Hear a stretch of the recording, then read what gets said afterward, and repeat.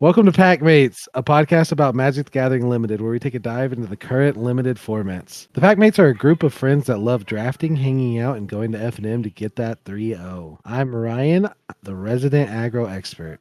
I'm Andrew, the resident mid-range expert. And I'm Robi, the resident durable expert. And we are the Packmates. Nailed it. Got him. Got it. All right, so make sure to follow us on our TikTok at Cerule's Packmates, Twitter, Packmates MTG, YouTube, Cerule's Packmates. We have podcasts up on Spotify, Amazon, Google, and Castbox. And this week we're going to do an F&M recap, a 17 lands deep dive with the Prince of Dirtle himself, and how many is too many. And then we'll do a pack one, pick one with a twist, pack one, pick one with a twist, and alpha of the week. And this week, Andrew will be going first on our F&M recap.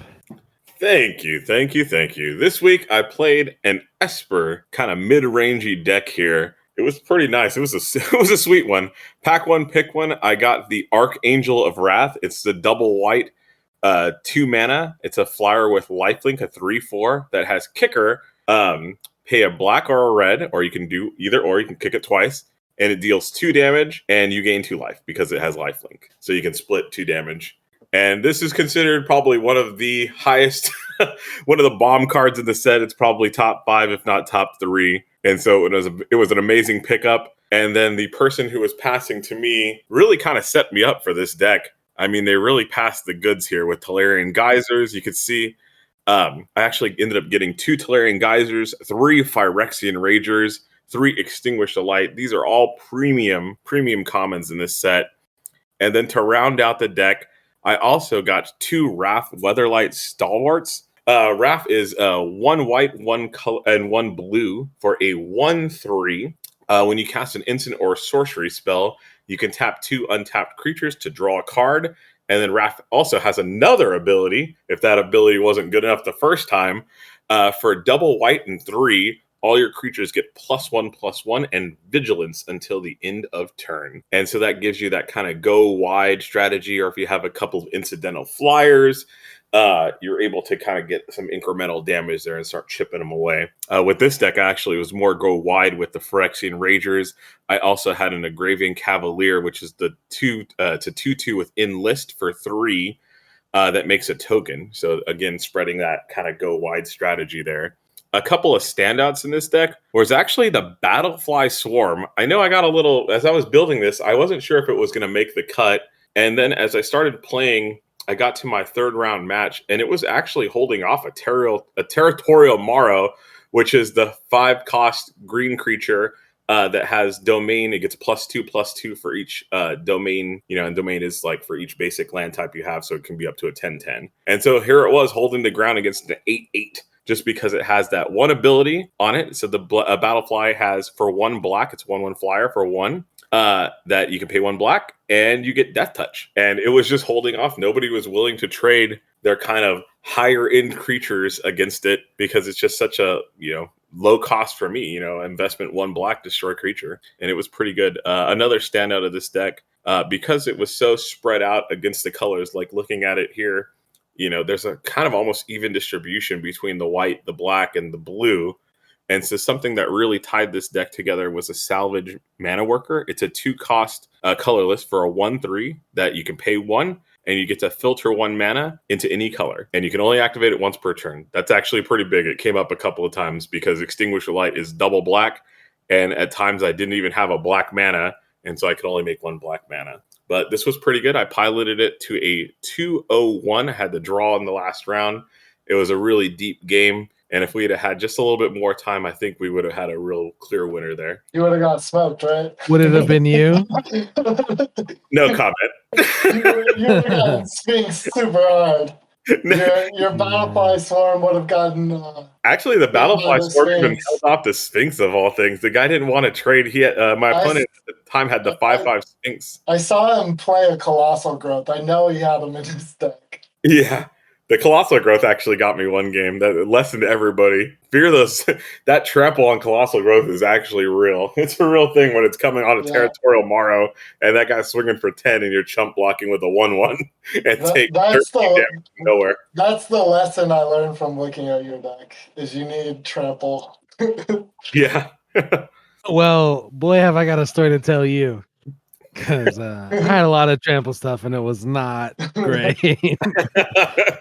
But I do want to say the Battlefly Swarm, like even though you're saying it's holding off all this stuff, I feel like in a deck that really pushed the tempo wouldn't be able to do that. You know what I mean? Yeah, like I feel I like agree. I don't like the Swarm. The one thing that it did do is because it was an early drop, I actually was getting in with it too. I got like 4 free damage, 5 free damage before I really had to do anything. Right, but that's because you're playing against like slow decks, right? Even against the fast deck, if you see this, if you look my curve, I have 2 1-drops and like maybe 8 2-drops there, if not more. And then my curve really stops at 4 here. And so this is a pretty low to the ground deck. Yeah, that's true. It is pretty fast. And so I had the opportunity to go 1, 2, 3. Well, I would never play the Archangel on 4, but 1, 2, 3, extinguish the light, and you're already into a pretty fast aggro start there. You would never play the Archangel on 4? Well. It depends on. I guess it depends on the situation, but it's. Man, I just want to eke all the value out of that thing. I want every little bit of value out of that Archangel because it's just so good. On initial look at this deck, I thought it was more spell heavy than it is, but I think it only has like 9 spells, like 9 non-creatures. Yeah, I've noticed that about like a lot of the spells decks aren't really hardly that many spells. But I'm not convinced about the Battlefly Swarm because if I like a Battlefly Swarm holds off a Territorial Maru as much as the 1/1 Gardener. Yeah, right.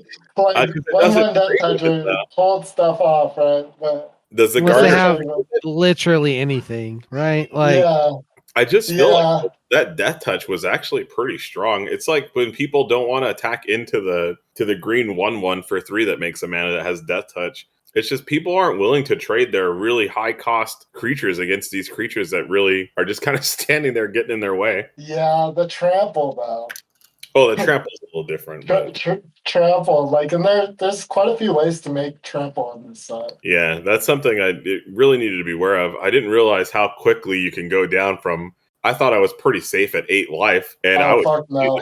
Hell no. Yeah, not in this set. I really feel like if you're a 10 or below, you're probably in danger against a green deck, like legit. You're in danger against a lot of stuff of that. There's 3 anthems. There's, the trample stuff. There's double strike that people don't play. There's so much. There's a lot of like random incidental damage too, like kicked aggressive sabotages. I was getting people with those. Yeah. I think once you get into the single digits, you're not safe because like Amaria's Outrider domes you for 5 and then they have to do 4 more. Like there's just so much stuff you have to be cautious of. Yeah, there's a lot of like top deck damage sources. Yeah, when I was playing this deck, I would save it basically to the very end because the board stalled out, and it would just be a Wrath double pump, and I'd dome or chunk out their life for like 12 damage at a time, and it was just enough to just win by attrition in that way. Just waves of guys, especially with the Phyrexian Ragers. Nobody wants to trade into that either because you've gotten almost a 2-for-1 if you do a 1-for-1 trade with them because you've got the extra card out of it. What's better, Wrath? Or Urg Spawner Turg, the X5 that you can, for 3, that you can surveil 1 each turn and its power is equal to the lands in your graveyard. I think the Wrath is just I think it edges it out a little bit just because of that pump ability. The Vigilance isn't anything to sneeze at. I think something about the Vigilance in this set is pretty good. Because you could just go ahead. I would say Wrath too. I'm on Wrath. Urg's good though. I'm Team Urg. Like I feel like when you slap down an Urg on 3, it's almost unlosable unless they deal with it. Like the game's almost unlosable. The problem with Urg that I've run into is that green-black is just not as good as white-blue. Like the deck it goes, I don't know. Quick draft. You're thinking about quick draft, but I'm thinking about real life. In general too. Like, yeah, I feel like the green-black deck is just so much slower. Like, you just can't get under them. Yeah, but has this deck, Andrew's not beating anyone turn 6 with this deck. I guarantee that. Yeah. There And was if a I line play, there was a line I had where I had a very aggressive start with the knight into the cavalier into removal spell. Not to say I was winning on turn 5 or 6 or something, but it was a pretty aggressive start there to where you really just needed a couple chip damage with the Drake or even the Archangel just to get over the hump there. yeah, I mean, even with that line, like it's still if they have any removal or Yeah. any, I don't know, like that's if they don't have if they just play 2 creatures, you just kill them both and keep swinging. That's still like a turn 7 or 8 win, right? Like the knight gets in for 2 on 3, then they take another 5 down to 13 on 4, and then that's 4 more turns of Yeah. or 3 more turns of 5. Yeah, So and that's I had turn enough 7. removal to kind of keep going too. I just didn't have any. The one thing I was missing, and this is something that was pointed up in deck construction, where I really could use like a Tolarian Terror, just another really curve topper there. Like the Archangel's pretty good, and Wrath was decent at that. But I really needed just another big creature just to hold down the ground, but also to attack with to close out the game. I got into situations where I had just a bunch of 2/2s and 1/1s. Yeah. That I really Take had your to, time. yeah, and where I needed where the second raft came in because they killed the first one. That second raft was real clutch, by the way. If you have one less copy of Extinguish the Light, do you think you still go 201? If I had one less copy of Extinguish the Light and one Tolarian Terror, I probably would have gone 3-0. Really? I think Yeah. Extinguish the Light is the only thing that makes your deck viable. I think if I'd have had that, I would have been okay. The Tolarian Geyser was kind of enough, and then the raft really holds down the board. I think I would have maybe altered the play a little bit. Like a 3/3 blows you out without Extinguish, right? A 3/3. I think I have. Yeah. I probably have enough to trade with it here, though, like with the I- Ragers and things like that, or even Oh yeah, on defense. I'm talking about on defense. yeah, on defense. Like I think the extinguishes were critical. The 3 extinguishes They were were pretty good. I mean, critical for your every deck. time I had them, they felt really good. There wasn't a time where I didn't feel like they were well, unless every time I could cast them, they felt really good.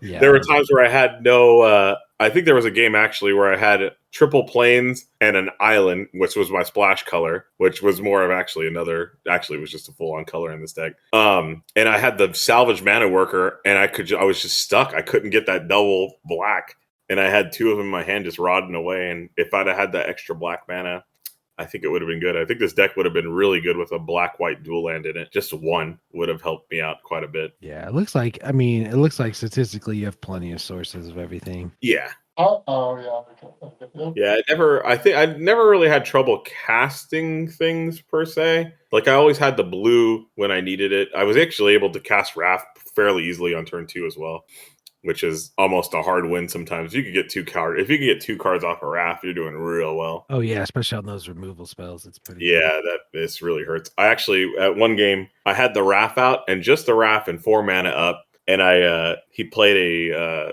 opponent played a Defiler of Vigor, which is a 6/6 green Defiler. And I flashed in the Resolute Reinforcements for 2 extra creatures. That resolved, played Essence Scatter, and drew a card off the Essence Scatter, tapping the Resolute Reinforcements. It was a pretty sweet deal. Yeah, that's dope. I was gonna ask if Resolute Reinforcements were that good in your deck. I liked it. I thought it was another way just to kind of gum up the board, and then they were good fodder for Wrath. Like I feel like you don't really have late game though. Like your late game is like hope I get my angel, right? Like, I think the late game was actually just and Wrath pumps. is Wrath still alive? And if I can get to that, like 1 pump with Wrath is pretty good. 2 pumps with Wrath is just game over. Yeah. And that's where I was at with this deck. I really would be able to, I would get to 10 lands, like 9 lands pretty fairly, pretty good with this deck. You had the geysers, you also had that Shadow Prophecy, and then the Wrath, of course, just drawing you extra cards along the way. I feel like I don't know. I feel like this deck is vulnerable. Like I feel like it's super vulnerable. I'm not convinced by it. But didn't it body you, Robi? It did get me. Well, not the deck. It was the Archangel, I think. Like bodied the shit out of it. Well, yeah. Looking at this deck, it's obviously like all the creatures were just kind of like irrelevant until Wrath came down. Yeah, you're either gonna lose to Archangel or Wrath, and if you take Yeah. care of Yeah. those, then you're probably gonna win, right? Yeah, I think if I'd have just had that one extra threat in here to really, either one of those having those two and one more threat would have just put me over the top, I feel like. What about the Vigilance guy, the white one, the Argivian Cavalier, or not Cavalier, but Phoenix, the Vigilance that costs one less for each creature you have? Would that have been good? He might have been decent in this deck just because of the way, like, there were constant turns where I had, like, I have 3 Phyrexian Ragers here. And so there were times where I was just chaining Ragers, just drawing cards. And, like, nobody wants to trade into a Rager, unless they absolutely have to. You're getting 2 for 1 on that. So, yeah, I thought he might have been good in this deck. Something that was kind of cool in this deck, and it's a little secret tech here, is that this deck is what's the white common for 1 escape? Not the death, the one that destroys a 4-cost creature. Destroy evil. Destroy evil. It is a secret destroy evil attack again. Yeah, because I only have 1 creature that has 4 toughness in this deck. Yeah. You have Wrath too, right? You're pumping them.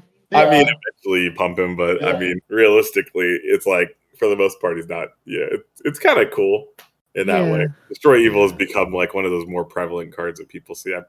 I threw it out into the world on a wheel, and it didn't come back. So They They don't come back anymore. they don't. They weren't. They aren't. People know. They know the secret. Yeah, but all in all, it was pretty good. Let me know about some of your Robi. Tell me about your deck. All right. So I ended up going 2-1. Who was your loss to? Who'd you lose to? It was against Archangel of Wrath. The number 1 fucking mythic in the set to get. I didn't realize how salt Robi was until we started doing this. I also lost to Ryan, who fucking passed all the extinguish the lights to fucking Andrew. No, I did not pass a single extinguish the light. Yeah, I did not pass. No. No. I cut black hard pack 1, and Andrew scooped all my hard work pack 2 because he's greedy. He's a little greedy fucker. I just read the table so well. He opened an Archangel of Wrath. I read that well too. I chose those packs. Yeah. He Mr. Magoo, and he's like, oh wow, look at all these extinguishers coming in. I'm glad someone Ryan gave him like 9 rafts too. I gave him 2 rafts, but one went all the way around.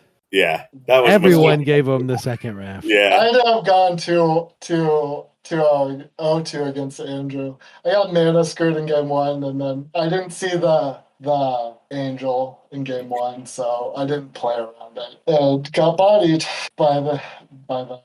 It was mainly just the angel that was hard to deal with. Because I killed it once, and then I countered it one time, and then the soul tender got it back. That's what fucked me. So can I say I noticed with your deck you have 2 aggressive sabotages, and you're very good at drawing both of them. Let me go through my deck. Okay.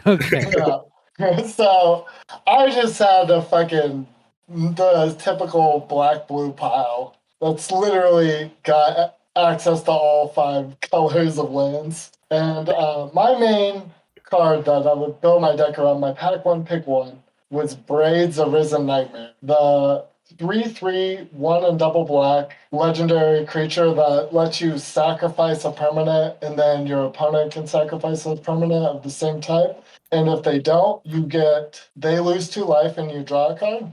And I pack 1, picked 1 that, and I ended up pack 1, pick 2 was a terrible pack, and I just took an aggressive sabotage. It was like, well, I think I'm pretty firmly in black here, and ended up being the right spot for that. Picked up a shit ton of removal, and then in pack 2, I got another Braids, and I ended up picking up an Amada, the one black, 1 green, double colorless legendary tree folk. The one that makes Sapperlings whenever a creature dies, and exiles stuff whenever it dies that your opponent controls. It does a bunch of stuff. It also, you can sacrifice your Sapperlings to make him bigger and draw cards. And I ended up taking him in pack 2, pick 1, because I already had all the lands. I already had like 2 Radiant Groves, just in case I saw some like Tolarian Geysers or Urborg's repossessions. I ended up picking them up in pack 1. So I was able to play that. So I just had like a weird control pile with aggressive sabotages. I was getting them back with Founding of the Third Path, the Saga. It was just gross. Like all the games I played against people, they were pretty tilted. And the game that me and Andrew like actually played, not the one where I just got super mana screwed. Like they were all just super sweaty games where like I either removed everything or countered everything. It was just super close matches. Yeah. For someone so salt about people opening rares, Well, I'm counting yeah. 4 pretty good rares in this deck. So Yeah, Yeah. Braids. I mean, Okay. Braids isn't like okay. So I opened Braids, Braids. Namada, and Aether Channer, which you just like didn't even mention. Oh yeah, I did. I forgot to. I got past the Aether Chain. oh Yeah. Pack one. That was my pick 3, right? So I was like, fuck, black and blue are open. I was like, well, I guess I'm doing the same thing I literally always do. And I was like, yeah, this is enough to send me into black blue. And I committed pretty hard at that point. So did you just pull a picture of my deck from last week up on your phone while you're drafting and just try to get that stuff? No, it's a lot better than that. Oh, really? Because mine was 3-0. I don't know if you knew that. Yeah, you didn't play 3-0. against any Mythic Angels, did you? They would have never hit the board against me, but yeah. How many Essence Guys did you have? 0. Yeah. So they would have hit the board against you, actually. Nah, the game would have been over. Oh, yeah, okay. In your black-blue control deck, yeah, on turn 4, 5, 6. Yeah, but my deck was good. It was good. It was just like certain lines I couldn't deal with. I had quite a bit of card advantage too. I also had like double Phyrexian Espionage and Impulse. But one of my biggest problems was I really wanted to kind of gum up the board. Like I was really trying to look for white to like build up a bigger board. I wanted like a Captain's Call or something to like have tokens to sacrifice to Braids. And one of the ways I ended up doing that was I played 2 Protect the Negotiators, which is like absolutely, this is not the deck for that. But I only have 9 creatures, but it worked out whenever I played it most of the time. But it was nice to have the extra soldier token for Braids. So, looking at this, was the 9 creatures a huge problem? Is that why you lost? No. Why did you lose? Like, I mean, besides Angel, like, yeah, you can say Angel, whatever, but like, yeah, like you have plenty of ways to deal with the fucking removal, Angel in the here. super removal heavy, and then I just ended up running out of gas. And So- I guess kind of like the lack of creatures, or Yeah. the lack of being able to remove all of them. Yeah, because like this deck is just like you can't let anything stick against it. You have to constantly trade. It was mostly just like the Wrath. Like I can't deal with like if I remove every creature and then a Wrath comes down and I'm out of removal, and then like one other creature like starts to become like a pretty serious threat. Did you side in like shore ups and stuff against Andrew? I talked a lot of shit. so I was talking like a lot of shit against Andrew because game 1 wasn't even a real game. Like I kept a 3-lander and did not draw a land for 9 turns. I just gotta say, I expertly cut his deck. Actually, that's what it was. Yeah, like it was just a non-game. I couldn't win. Like I drew with I impulsed into not a land. Like it was just aggressively. Yeah, that's happened to me before too. Like I was just fucked and I couldn't win. And like there was literally no. And plus, after last week, didn't we agree to like let Andrew win this week or something? Yeah. Yeah. Yeah, we're afraid he'd quit. Mission accomplished. Mission accomplished. Thank you. I mean, why else would I pass a RAF, right? Like, For sure. But Real question for you: how good was Braids in this deck? It was very good, actually. What did you normally? Like this was such a fucking oppressive deck. Like I wish you could have seen the games that I did win. Like the games I did win were like not even remotely close. You know, I didn't get to see it in action because I killed it with one of my 3 extinguished lights every time. But tell me more about how good this card is. I had to. Yeah, because Andrew did play all 3 extinguished the lights in the game we played. Like, yeah. No, but what did you actually normally sack to Braids? Because I see it sacks a normally the creature enchantment. Normally the creature. Really? Or a land, yeah. Because I usually I usually was able to get like a soldier token and Okay. protect the negotiators. Yeah. Yeah. Because I always wanted to protect the negotiators. A lot of times I just did nothing on 2. Now, how And then- willing were your opponents to sack a like creature type or a like permanent, or were they more willing to just lose the 2 life and draw and let you draw a So a card? lot of times they would sack the land, and that would end up fucking them.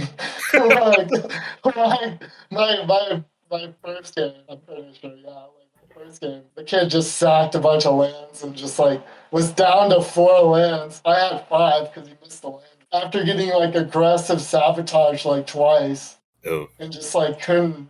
Like this deck was super hyper oppressive. Like it was just like top deck mode most of the time for the opponent, and like I usually just had like a full grip between the Phyrexian espionages, the like what else I have, the impulse, I could get back. I had 2 ways to get back spells, right? Like 2 separate ways. Mm-hmm. And I had 2 founding the third paths, the saga that brings stuff back. I also had Vohar too, which helped me This get is something back we spells. discussed before, but how often did you use any of the other chapters of Founding the Third Path? I just used the third one Okay. exclusively every single time.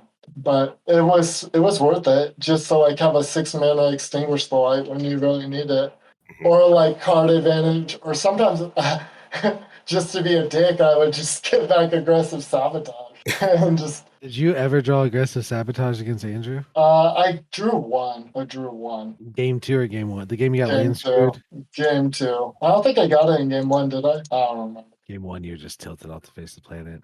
I feel like aggressive sabotage really helped you a lot. Is that a fair statement? Yeah, in this type of deck where it's just like I didn't have any creatures, I had 9 creatures. Yeah, I feel I just aggressive. needed to trade. Yeah, I feel like aggressive sabotage is actually pretty good with the card right underneath it with that braids. I think just choking them on resources and really putting them to the test and letting you get ahead either in life or cards is pretty good. Yeah, and like the kicker on aggressive sabotage literally won me games. Like Yeah, I people have don't a expect that random 3 dome. red-blue duel in my blue-black control deck that I took just for fun.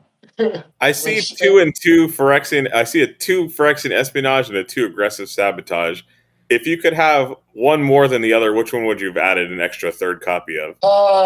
Probably Phyrexian espionage, because like there becomes a point where like aggressive sabotage, they're just dead, they're out of cards in their hands. Like you mean that there becomes a point where aggressive sabotage just wins you the game? Where they're out of cards already, like, and it does nothing. I mean, yeah, I mean, if you top deck it, but I think it's such a good play on turn 3 and 4. I would rather have 2 Phyrexian espionages. Because a lot of times you just get people to one card in their hand, and then like Phyrexian espionage would be better in multiples. No, I don't need 3. I had 5 copies if I wanted them, right? Because well, I mean, yeah, kind of. For for super expensive. For like 2 extra mana, I had like 3 extra 5 mana copies of aggressive sabotage if I really needed it. I only watched you play 3 games, and every game I watched you aggressive sabotage on 3 and 4. So it seemed like it was kind of crucial. Yeah, I also had counters, right? Like I had 2 protect the negotiators and license counter. Yeah. Scatter. Like it was doing work. Namada did a lot of work too. The what? Namada? Namada. Yeah. Yeah. Yeah, it's like a top. It's a top rare for sure. Yeah, it's like a Tolarian Terror. This was a very good Tolarian Terror deck. I had a shit ton of instants and sorceries. Over half my deck was instants and sorceries. Yeah. A lot of cheap interaction. I want it to be known that Namada's win rate is significantly higher than Jaya. Wow. Right. Yes. It's good. It's a good card. How did my deck hold up against yours, Ryan? Oh, I got land screwed. Oh, yeah. We were just playing for fun. It wasn't even serious. 11 wins. So if it was serious, you wouldn't have got mana screwed? Yeah, right. Like I would just mold that hand, right? Yeah, I let him keep a 7 after his like first mulligan, you know. Just because I'm like, if it were a real game, it would have been way more. Well, tell us about your deck, Ryan. Oh man, I don't even want to. So it finally happened. I lost a F&M, a single match. That's enough for me to be last place in the group. 11-1 at F&M's and Dominaria United. And the problem is I did all this hard work setting up my pack too, and then my friend just cut it out from under me. And then I set up pack 3, and then the guy to my right also just cut it out from under me. So I had the guy to my left switch colors pack 2, then the guy to my right switch colors pack 3 because of all the hard work that I did in the other packs. And when that happens, sometimes you're going to drop a game, and that's okay. It's never my fault, right? No. I honestly, I should have went to white blue. I think it would have been a better deck. I just wanted to try something new. I built this red green pile. It's got let's see, 1, 2, 4, 6, 7, 8, 9, 10 2-drops, 2 1-drops. It's just kind of a fast white green deck. I kind of saw it as like a meta buster against what I knew these guys were gonna do, these like control stupid late game decks, but it didn't really curve out the way I wanted it to against them. I actually got the 5-mana sorcery, deal 5 to everything, and then you can phase stuff out for a white and a blue, or a white and a 1 in a white or 1 in a blue. And I ended up cutting it because it just killed all my stuff. It was like against everything I was trying to do. I would sideboard it in against some people sometimes, but I ended up running 16 lands with 5 4-drops just because drawing extra lands killed me. The deck was just super weak. It was basically 2 1-drops, 2 1/1 haste, a Phoenix Chick and the Vishino Branch Rider. They're both 1/1 haste. A bunch of vanilla, basically 2-drops with a Neoshoba Brawler that could possibly be a 4/3. That's the X3 trample for 1 in a green. And then Flowstone Kavus were the whole deck, really. They're the 2/3 menaces that you can pay a red to pump. And then I just stole games with Twin Inferno, and that's the double strike or copy a spell. And I also ran 2 throw possibilities just to ditch extra lands and get there. But I will say I did have a pretty fun moment. So I had the 3/4 enlist trample guy, and I enlisted a 4/4 onto him. So he's a 7/4, and I swung, and the dude blocked with a 1/1 death toucher. Like it could have been a fly, could have been a green thing, doesn't matter. This is why they're bad. And then then I Warhost Frenzy, so +2/+0, so it's a 9/4, and then I gave it double strike. And he was at 16 and it did 17. He was like, "Oh, I guess that's lethal." And I was like, "Yeah, I guess so." And that was a game 3. That was a game 3 lethal. I felt dirty. Like, Inferno can be stupid. I was like, yeah, like people don't respect it and people don't play it, and that's the only reason I put it in is because like I have 2 Molten Monstrosities. That's the 5/5 trample, and I had the Coalition War Brute. That's the 3/4 enlist trample, and then I had 4 Menace guys, and I was like, this could do some damage. If I had like 3 Gaia's Mites or maybe Splash White for destroy, or not destroy evils, but the +1/+1 and indestructible and lively, then I think this deck could have been better. I didn't have like any removal. I had literally 0, like literal 0 removal. And it was just bodies and buffs, and I pushed it to the limits, and it wasn't quite good even enough. like the good buffs either. One Colossal buffs. Grove, 1 Twin Inferno, 1 Furious Bellow. That's the +3/+0 first strike, which I never drew the entire time I played, and then a Warhost Frenzy, which is the +2/+0 to everything. And honestly, the Warhost Frenzy was very good a lot of the time. Yeah, it seems pretty good. It seems all right. Were you ever able to kick it? Yeah. Okay, no, that's sick. Yeah, I was able to kick it fairly often because I had the Sprouting Goblin to find the marsh too. How was the Branch Rider? How'd that feel? The Branch Rider was the card I usually sideboarded out. It was not great, but it wasn't terrible. Like sometimes he's just against like slower decks, like he's just free damage early, and then a 3/3 haste is like fine on turn 4 sometimes. But there were just some games that I played that I just absolutely curved out and just stomped, and there's like nothing they could do. And then there are some games where like the only games I really lost, like not counting the Robi games, that like I felt bad for Robi. He had the best deck of the night, he lost. Whatever. But I'm just kidding. Robi bodied me, but it was gross. the only time I lost like a similar deck, and they just like pressured me, and it was like I couldn't reclaim the board. Like they beat me on like Yeah. turn 6. It was like, okay. And also I only had 3 mountains and I started the game with 3 mountains and I never drew another land. So Ugh. How is the cheap, the goblin, the 3/3 that makes the 1/1s or puts like goblin guy, the bad? what are you talking about? The The war Menace cheap, guy, ruling the war mons? cheap, yeah. I never cast him. Okay. I was curious. Yeah, I kind of just put him in there as kind of like a little experiment to see if he was good. You know what I mean? But Yeah. yeah, I never cast him. I'm sure he'd have been fine. He's a 3/3 menace, but the menace thing was more important to me than the little goblin thing. Yeah. The monstrosity was pretty good in the deck. Yeah. The 5/5 I can imagine. monstrosity. It's just a 4-mana 5/5. Yeah, or like Yeah. it was cheaper than that sometimes with some buffs and stuff. But Yeah, with your Warhost Frenzy or yeah, Colossal Growth. if I had like 2 or 3 Gaius Mites instead of those 1-drops, then I think the deck would have been super good. Like So- Gaius Mite with Twin Inferno would have been sick. Go ahead. My biggest question is, how good was Goblin Picker in this deck? Not. I mean, it was a basic 2-drop. I like the one time I needed him to draw me a land, he drew me 3 cards and sat there like not attacking, and then didn't get me a land. Like I would That was against me, play. right? Like that was against me. That Right? actually happened twice. That happened Oh, against man. you and the game I lost in the actual tournament.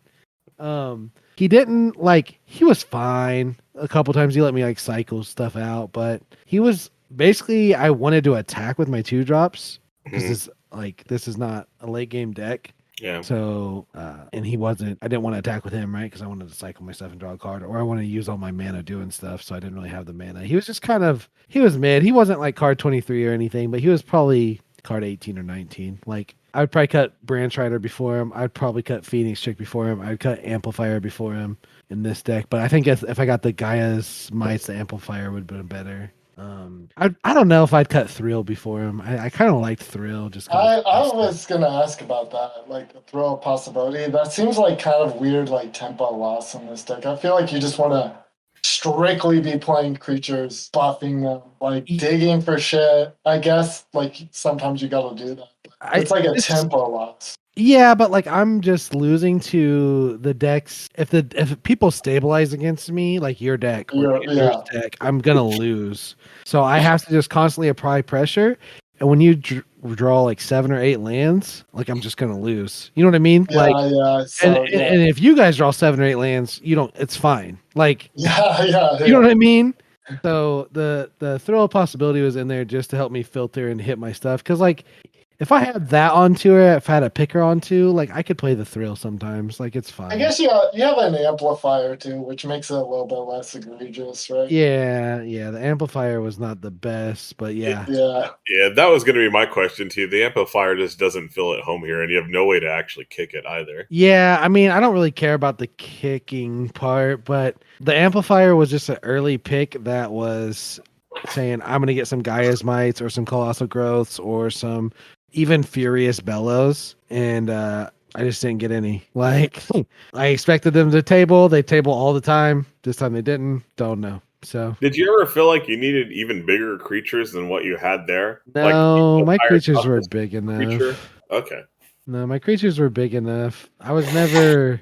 I don't know. I just felt like I needed. I did need some removal. Like sometimes I would sideboard in Jaya's whatever to deal 5 damage for 5. That's my only piece of removal. But like if I had like 3 lightning strikes and 2 Gaia's Mites, and I just cut some like mid-range cheats, like the 1-drops, the pickers, the amplifier, I think the deck would have been much better. But just premium stuff, I just didn't have it. But I still went 2-1, so it was fine. It wasn't the best day, but it was fine. Alrighty, so next up we've got our 17 lands deep dive for the week, and this week I want to talk about quick draft. So I have a PSA for all of my quick draft degenerates. Destroy Evil is broken. Like, you do not have to die to shield Drids in quick draft. You can just play literally all of the Destroy Evils. Like, it's so egregiously not picked by the bots. So this week I did all the stats on the difference between Destroy Evil in Quick Draft and Premier Draft, and it's pretty ridiculous. So like in Premier Draft, people have like figured out that Destroy Evil's like probably close to the best common removal spell in the format, and it usually is last seen like 5th pick in Premier Draft, but in Quick Draft it will always table. So it's kind of like warped the entire format of it. And that's what my stats here this show. Give me Like some numbers. What's the average last seen at in Quick Draft? the average last seen in Quick Draft is 8.71, which basically means that it will literally always table. Like What does 8.71 actually mean though? Like what does average last seen at mean? so, like it means that that's on average the last point in a pack where that card is pickable, right? The last time players see that card, right? See that card, yeah, which is pick 8, right? Yeah, 8.7. Yeah. 8.71. So it ends up tabling, correct? Yeah, right. Like it's right. like 100% guaranteed to table, right? Yeah, and I want it to be noted that the highest possible average last seen at in Quick Draft is 9.59. So Okay. it's not far from that. Because you're not going to see cards like average last seen at like double digits is rare because On average, someone will take it before. No, not necessarily, but just because like you only get to see cards in the double digits, like you only get to see 3 cards once you get to like pick 10. You know what I mean? Yeah. So it's just there's only 3 cards left in the pack when you pick 11. There's 4 cards left in the pack at pick 10. So average last seen at 8.7 means you can pick it, 8, 9, 10 a lot of the time. Sometimes I even got one last pick today. Yeah, I get them last pick all the time. It seems like the bots are valuing it about as much as they value like a Broken Wings. Like they just think it's like a weird sideboard card almost. Like that's how like the bots have been treating it. So like you don't have to prioritize them literally at all. Like they always will. You can have up to like 5 or 6 in your deck if you're like even remotely trying to get them. But like if you just want like 3 or 4, that is free. Like white is so much better because you could just splash a shit ton of Destroy Evils, right? Like it kind of like every deck has access to at least 2 or 3 Destroy Evils for free. Like last like 3 picks. So Andrew was saying at the beginning of the format that the 4 toughness is like a big deal because it like blocks against lightning strikes. In Quick Draft, 4 toughness is actually a downside. that the fact that the Destroy Evil is so free and you can get so many copies, it actually lowers the opening hand win rate just slightly. Like on most cards, it's like 0.1%. Some cards, it's quite a bit higher. I think it's kind of rare that you get 5 Destroy Evils because I have been trying to force white because of this fact. Like I've also been doing quick drafts.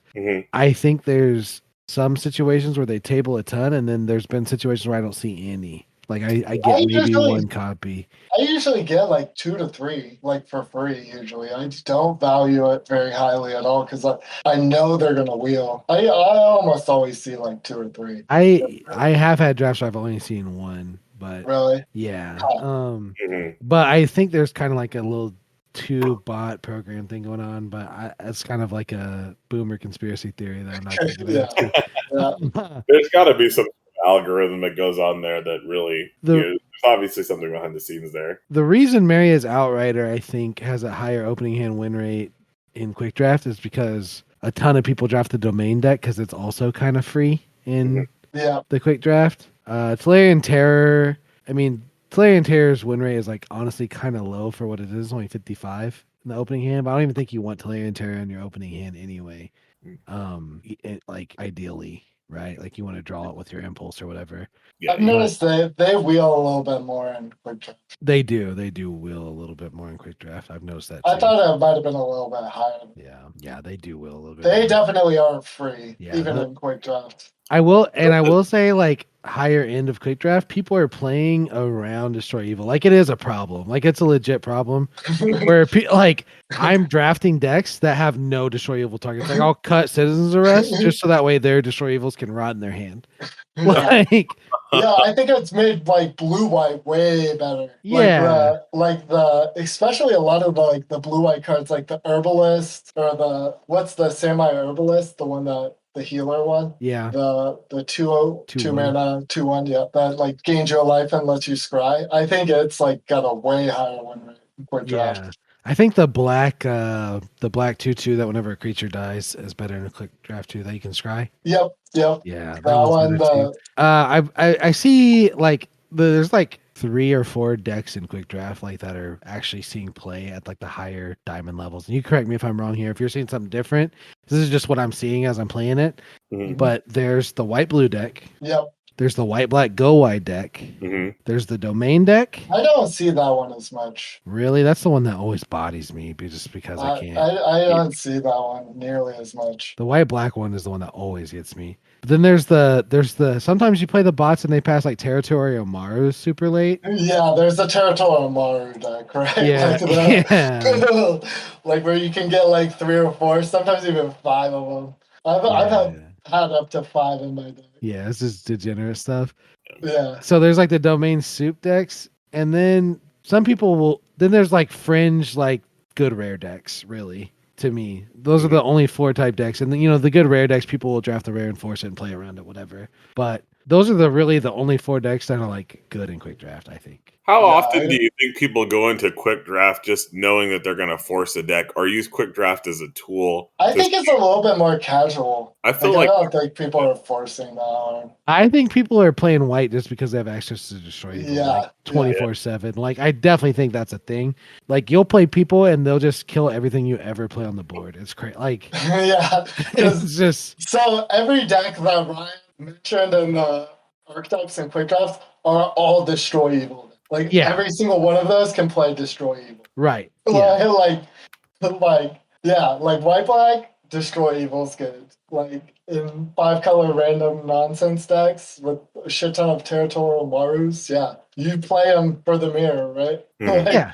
Or to blow up their citizens arrests or their prayer of bindings or whatever. Yeah. The only way that you can beat those decks, like those meta decks with like something like super off meta, is like I've built a red blue like super aggro deck and it's got there. But other than that, I'm just building those decks and it's like, oh, you drew your stuff and I didn't, or I drew my stuff and you didn't. I don't know. It's kind of not fun. I love it. I love like getting a shit ton of territorial Marus. It's just pretty degenerate. The wall stack hasn't been a real thing in quick draft nearly as much as it's been like the menace of premier draft. Yeah, I do want to say the Maru deck has Tatiovas also. Yeah. The Maru deck is whatever. the Tatiova deck. It has whatever, but like it's kind of a whatever. More often than not, they have Tatiovas too. It's like I feel like the Maru deck is like, well, I have a shit ton of rares. I have random good cards. I might as well just play 5 colors and have a Maru that's a 10/10. Yeah. A 5 mana 10/10, okay. I did just go 7 wins with the 6/6 Marus. Only access to 3 colors. Oh my gosh, that's still pretty good. That's blasphemy. Hey, 7 wins, baby. Whatever it takes, you know what I'm saying? It was Bant. It was Bant, Destroy Evils, and white, blue, splash, and green, basically. Yes. But yeah, I mean, the main takeaway here that you should get is just need Destroy splash Evils. white. Splash white. Play white.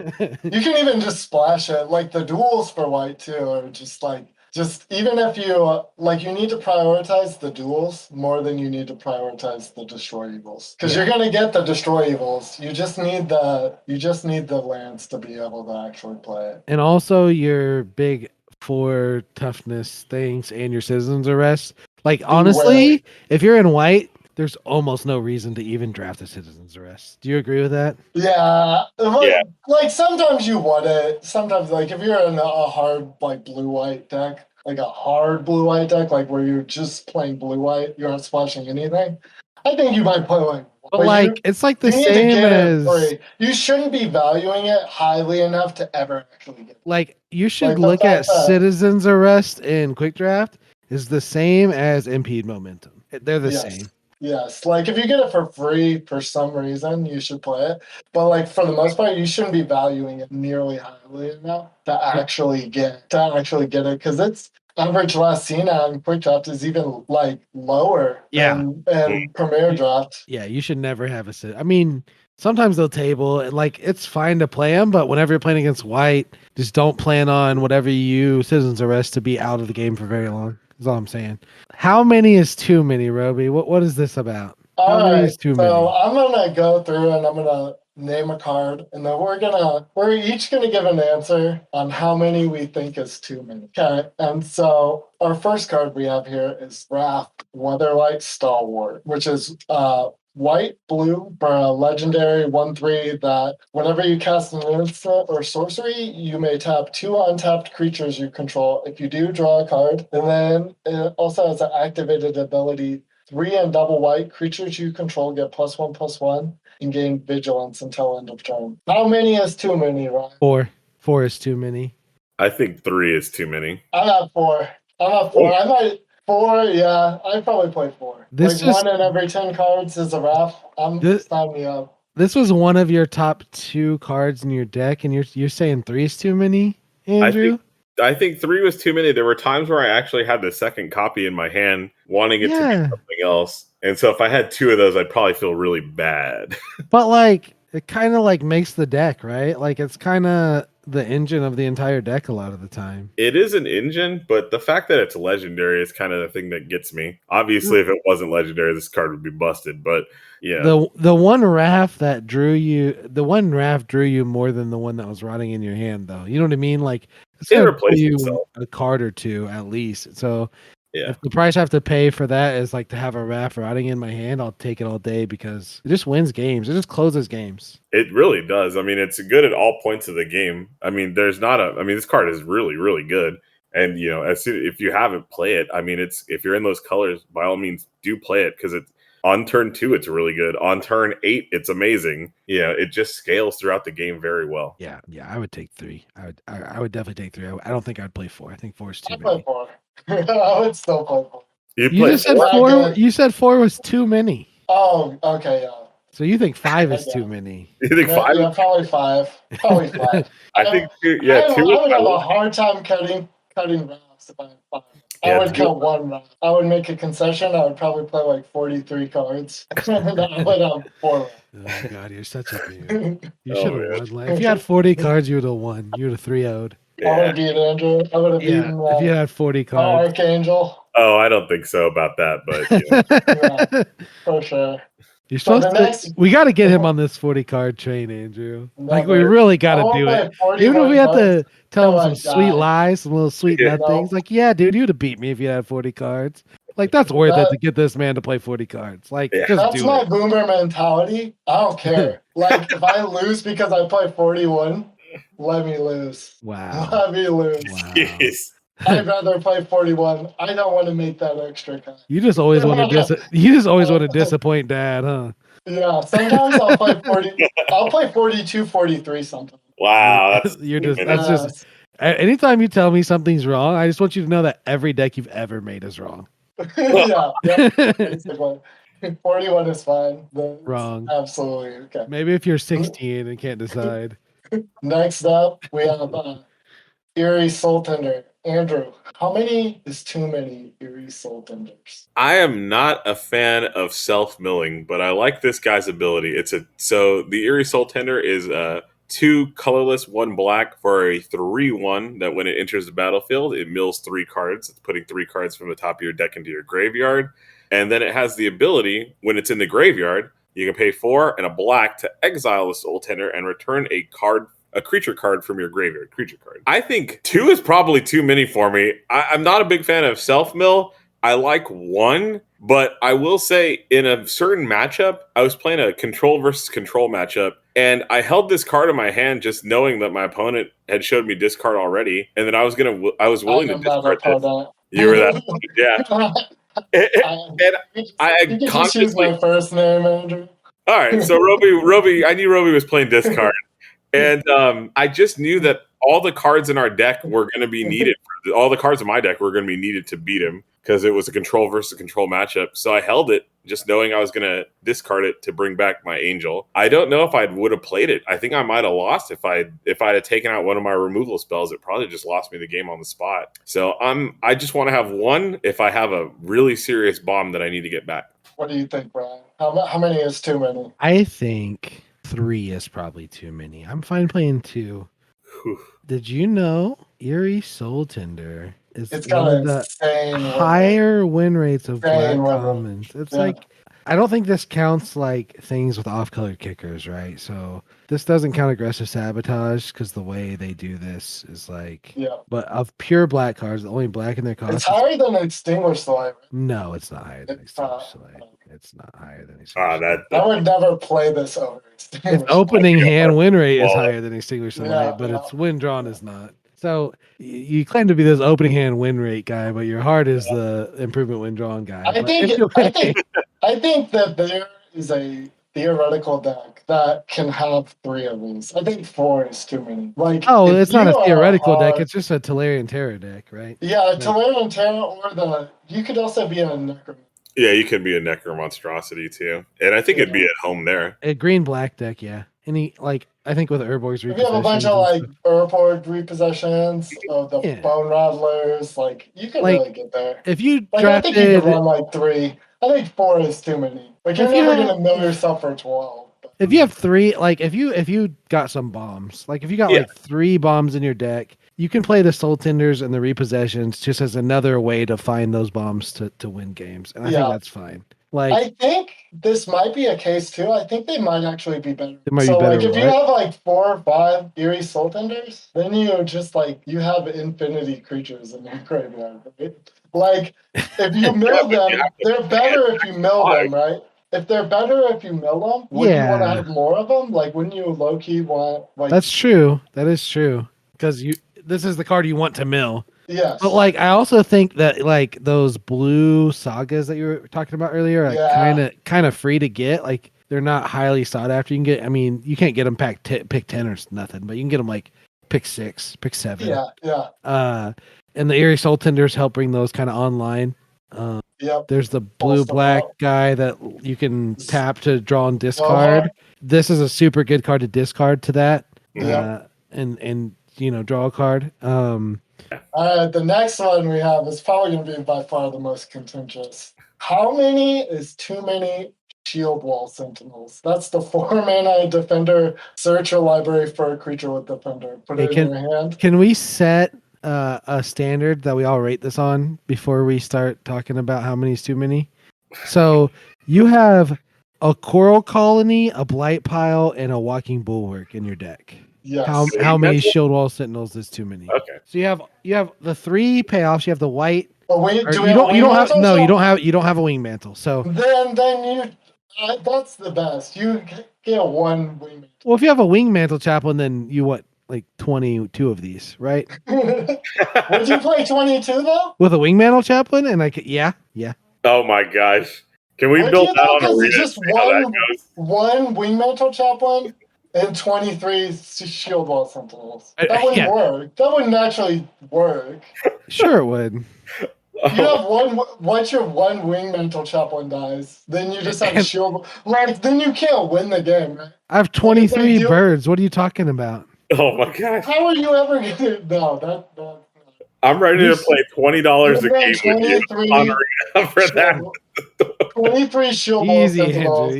Easy. I'm ready to go. I'm ready to go. I'll build it.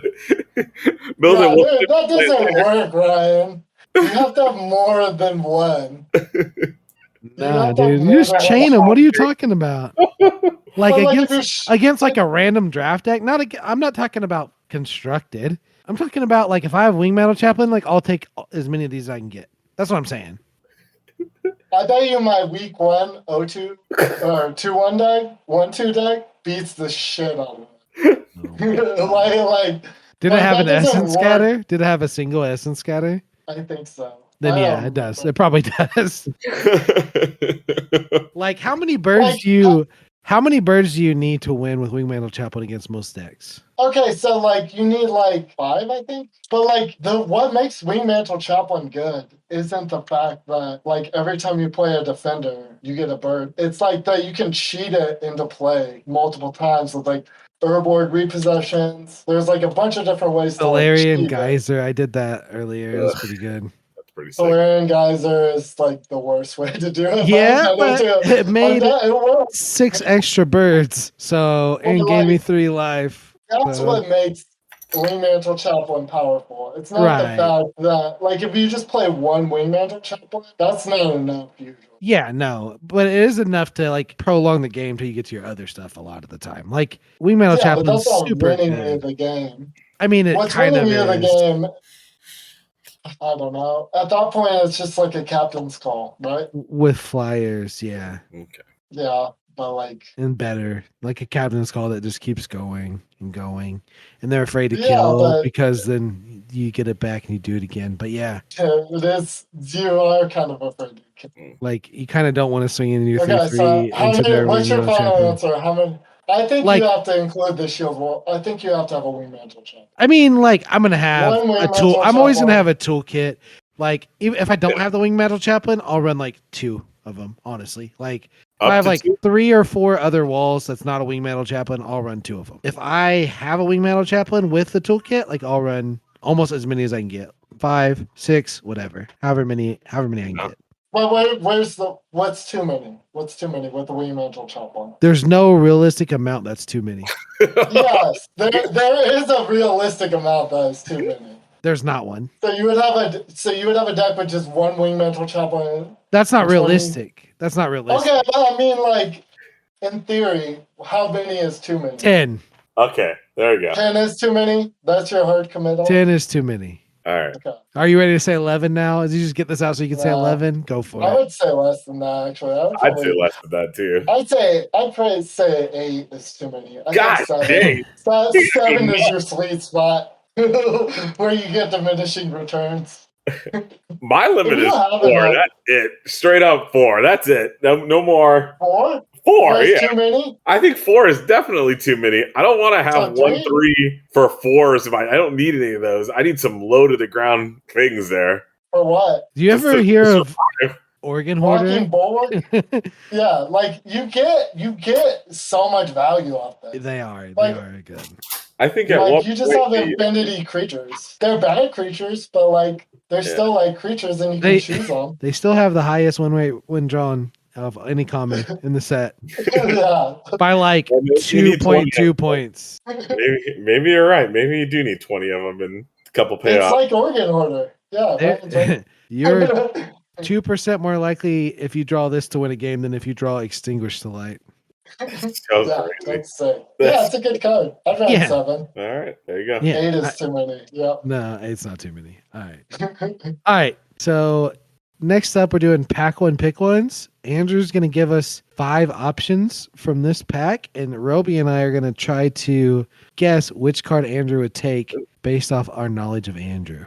Pretty good. All right, so this is a pretty spicy pack here. I'll put the Samite Herbalist, Shadow Prophecy. Samite Herbalist is the 2/1 that when it becomes tapped, you get to scry 1 card, and then you also get to gain a life. And then Shadow Prophecy is you pay 2 life and you get to draw 2 cards, but you look at X cards equal to the amount of domain you have, and then the extra cards go into your graveyard. And then I'll also put a Gravian Cavalier, which is a 2 colorless, 1 white. That makes a 1/1 soldier token. It has enlist, and it is a 2/2. And I'll put Joda's Codex, which is a 5-cost artifact.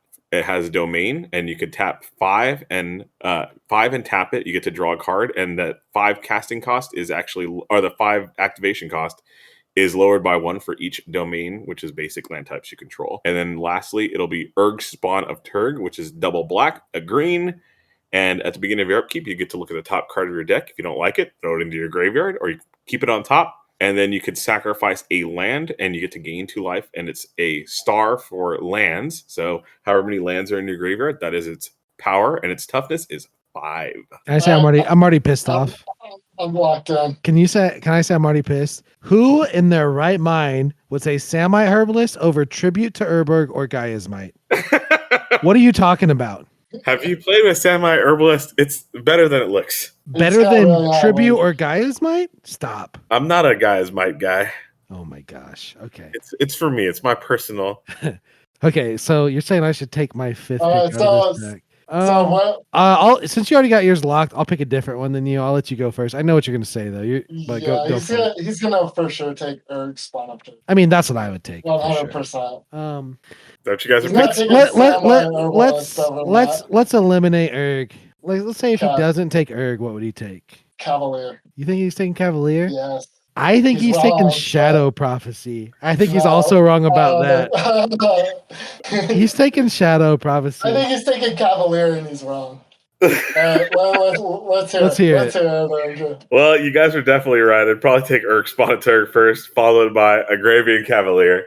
Got him. I just think the Cavalier, Super wrong. it's so splashy and it's just that right amount of aggression. Oh, And Like, not very much. Right? you're a Like, Shadow Prophecy fanboy. You're just giving this to Robi for fun. Come on. Shadow Prophecy really would make the cut. I mean, I've played it almost every week I could play it. I really do enjoy it. I think that instant draw too is actually pretty strong. But it's Urg is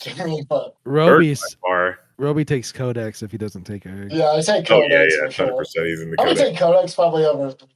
I mean, I think we're all in agreement that we take Urg out of this pack, right? Yeah. Yeah. No, I for take the sure. world spell. Fuck you. You Cavalier. ain't Out taking here.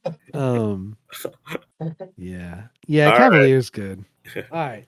Next All up, right, we got Ryan. me. All right. So in my pack, I'll start with some commons. One common we have that is an option is Banali Sleeper. This is a 2 mana 3/1 with kicker black. And if you kick it, both players have to sack a card. Another option is Aggressive Sabotage. It's a 3 mana discard 2, and you can kick it for a red to make them lose 3 life. There's Coalition Warbrute, which is the 3/4 trample and list for 4. There's a red-green combo land. I'm doing 6 options, sorry. I kind of got carried away. And then in the uncommons, there are Lagamos Hand of Hatred. That's the 1/3. At the beginning of your upkeep, make a 2/1 elemental. And then you can tap into your library if 5 or more creatures have died. And that's a 3 mana black-red for this guy. And then there's the Balewing Mystic. That's the 2 mana 2/1 flyer that you can kick for a red. And if you kick it, you can discard your hand and draw 2 cards. What card am I taking, boys? So I'm locked in. I'm locked in already. Go for it, Robbie. If he's good at Magic, he would take Lagamos, Hand of Hatred. Oh, jeez. If he's good. He might take Aggressive Sabotage or Warlord Frenzy because he's wrong. But I think Lagamos is the pick. I think it goes Battlewing Mystic first, followed by the Coalition Warbrute. Okay, let's hear it. Let's hear it, Ryan. This is the easiest what's the first pick? Battling Mystic pack I've ever seen. Yeah! I'm 100% taking Battling Mystic in this pack, and it's not even close. If I had to pick a second, that would maybe be Lagamos. Lagamos, really? You'd commit that early? Between Lagamos and Aggressive Sabotage would be for second. Lagamos is really good. Black-red? It's splashable. Yeah, but like it's splashable. Like if you're getting black or you're in red, you can play Lagamos. It's fine. Yeah. And plus, most of the times I win, I'm in like black, red, white. So I'm down. I'm down for Lagamos. But I don't know about Battling Mystic. I'm 100% in. It's good in theory, but like I've never seen it. It's actually just good on 2 as well. Yeah, man. it's just I don't even think you like hardly ever kick it. Yeah, you don't have to, but when you do, it's super good. Yeah, it's very strong. Yeah. Over Lagamos? Lagamos is sick. It's just 2 colors. Like, yeah. I mean, it's splashable. It's Lagamos is a better card. If I had, if I was already in some red or some black, I'd probably take Lagamos. But I think pack one, pick one, just for like, I want to put whatever card I take here in my deck. I'm probably gonna take Battlewing Mystic. Okay, so next up, I've got my pack one, pick one. Okay, so these are the 5 cards that I would consider in this pack. The first one would be Idyllic Beachfront, the white-blue dual land. Second, it would be Ellis Ilkor, the Sadistic Pilgrim, the white-black 2-drop that has Death Touch and also gains you a life whenever you play a creature. And your opponent loses a life whenever a creature you control dies. Third, I would have, it's like in the order of the pack, I would have Twinferno. Copy an instant or sorcery or target creature gets double strike. And then I would have Choking Miasma, the double black. Creatures your opponent controls get -2/-2. You can keep it, put a +1/+1 counter on something. All creatures get -2/-2. Yeah. And then I'm not even gonna read phasing, but 2 double blue enchantment that like phases stuff out, destroys all the creatures, turns them into 2/2 Phyrexians. Really clunky, weird saga. Those are my 5. Which one would I pick? I've seen Robi's deck these last 2 weeks, and he's had last Ilkor in. He puts in every deck he can. That's the one he'd pick. What, you got a second Pack one, pick one though. What's up? Pack one, pick one? Yeah. Put it in order. Yeah, Okay. do like a 1 and 2. Okay. 1 to me is Alice Ilkor. Is that what you got too, Andrew? No, I actually got the idyllic beachfront as number 1. Ooh. I feel he goes straight into domain right away. Nah, it's Alice Ilkor, Choking Miasma, then the beachfront. Those are that's the I think it's beachfront, Elias, then choking. I don't think he's anywhere near that twin flame. yeah, or the phasing. Well, he didn't even Like know the phasing is just wrong. Like, we didn't get to read that card. Yeah. There's no way he's playing it. The phasing is pick 7 or 8 in this pack. If that. I think you're seeing that wheel. Yeah. So Ellis choking, beachfront, your beachfront Ellis choking. Yep. I would. Okay, so number 1 is for sure beachfront. Yeah. Snap pick is so fast in this pack. Ellis is probably number 2. He's really and then probably choking my husband. Then I would probably take Zephyr over Twin. But snap pick beachfront. I just have to. No. Like, I'm not committing to black. This is why early. you take the lands. You don't commit to anything. You're playing every good card you get. You're just not getting enough good cards. And now I see why. So now you're gonna attack my character. Like, Jesus. Like, I just want to have a blue-white duel. In literally every single deck, I'm gonna play in this one. Like, I don't want LS Ilkor in every single deck I'm gonna play in this format. That's funny because you do have them in every deck. That is true, but you know, I want the beachfront. The choking miasma, I'm kind of gone a little bit done choking. Choking miasma is so good in those black control. gosh. Like the ceiling for choking miasma is just so high. It's crazy. No, It just bro. wins some games on the spot. I think the ceiling's pretty low. Like you're like max getting like 3 or 4 creatures with it. Yeah, that's insane. That's super good. That's max. That's max ceiling. But like the lowest point is like really like sometimes this will literally do nothing. Yeah, you decide it out. That's fine. Yeah. I mean, if it's literally doing nothing, like I said, you're piloting it wrong. Because like you can attack to set it up too, but it's just like a necessity in the slower decks, I think, because they get out tempoed by the stupid, all the little 2/2 decks, really. And you just clear the board and win. Like it's just game over. Like I would probably take choking, but know that I should take Elas in this. Oh, I take Elias every day, man. That guy's way too good. Yeah, that's why you guys have Batman. Yeah, we'd all get the card we want. If it were you go. Robi, Andrew, me, we'd all get the card we want. I like him, but I'd rather like trap my like because like if you send this the next person and you're right, we'll be in black. And I mean, you can splash, right? You can splash. It's fine. Yeah. How do you splash with 6 dual lands? Yeah. Yeah. What are you splashing? Automatic librarians. I don't know yet. If you're over here like, check out my mana base and my 3 automatic librarians, then you're wrong and you should feel bad. Are you going to take the automatic librarian Val with me? Never will. That is in my soul. I won't play it. I won't do it. Next week, I got to play that card and win. That's going to be good. Good luck. I mean, you couldn't win with Angel, but I'm sure the librarian will do it. Which brings us to our next moment of humility.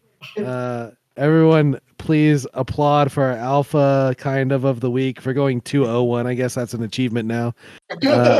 Andrew 201 Hernandez. I shouldn't have said your last name. Sorry. Let's recap. All right, let's get a retake. Okay. Andrew, Mr. 201 himself. He's always got to have an O in his win. in his record. You know, he's gonna have an O somewhere. 02, 201. You know, that's what I like about you, Andrew. So take it away. I've got some thank yous for this week. Well, I accept the crown of Alpha of the Week once again, rightfully back in my place on top. I want to thank Ryan for building me an incredible deck at the expense of his own deck, really. He truly knew who the Alpha was in that pod when he gave me this deck, and then I brutally cut him pack 2. A stroke of genius on my part. So I thank him very much. And I'd like to thank Robi for getting horribly mana screwed game 2 as I just trounced him brutally. Not a game 2. Not a game 2. There was no trouncing being done in game 2. Game 1, you got me because of mana screwed. You know, the angel just came down and took care of business, stunting all over Robi. It was so good. Instantly died. It did instantly die after the battlefield trigger happened. Just to clarify. I'd like to thank the other Packmates for letting me be Alpha this week via their own volition. Your family members called us and asked us to let you win this week. So yeah. I told Derek to sit me beside you and hooked you up with some good stuff. They said Andrew's had a real rough week, guys. Like, can you just stop making him drop magic? Like, I'm sick of having to check on him all the time. Say something to him or something. Yeah. Oh gosh. So thank you guys. I really do. Thanks for putting the king back on the throne. Despite our best efforts, he still lost to a deck that had automated librarians in it too. We're tied. He tied. Couldn't figure out who the winner was. But if there was no time limit on the rounds, I don't know. Yeah, I would have played completely different in a way that would allowed me to win that game. So you get the thing I was talking about with Robi. Yeah, you get it. You understand. I get it. You just drew different cards. That's what I would have done too. Yeah, of course. It mattered. Yeah, that's what I would have done too, for sure. Yeah. All right. Well, no. That seems to be another exciting episode of Packmates this week. Thanks, other Packmates, for letting me be the Alpha again. I really do appreciate that very much. Don't get used to it. Angels won't be around to carry you forever. The power of the Lord won't be on your